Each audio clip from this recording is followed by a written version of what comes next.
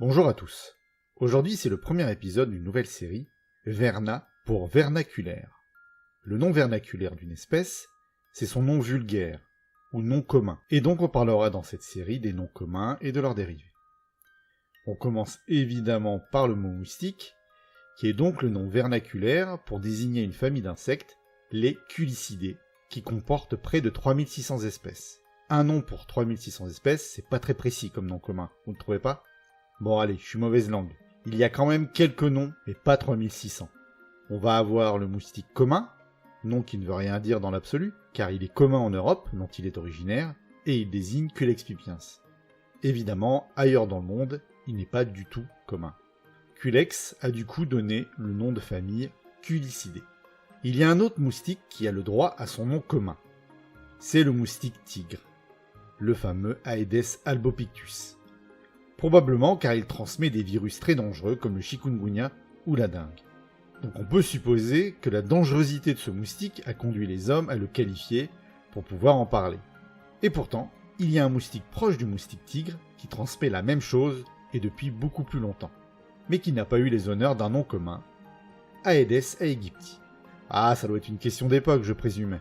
Être une espèce qui envahit le monde entier en transmettant des maladies, à l'heure d'internet, des réseaux sociaux et des chaînes d'infos en continu, ça vous donne plus de chances qu'on vous trouve un nom cool et agressif que si vous le faites au temps des caravelles et des parchemins. Enfin, il existe un autre genre de moustique qui a un nom commun, mais pour tout le genre. C'est les Anopheles, adaptation française du nom de genre latin Anopheles. Et c'est également probablement parce qu'il est terriblement dangereux, car ce genre transmet la malaria, qui, je ne vous apprends rien, fait des millions de morts. Mais revenons au mot moustique, qui vient en fait du mot français mousquite, qu'on retrouve au XVIe siècle, et qui vient du mot espagnol mosquito, qui a donné également le mot moustique en anglais.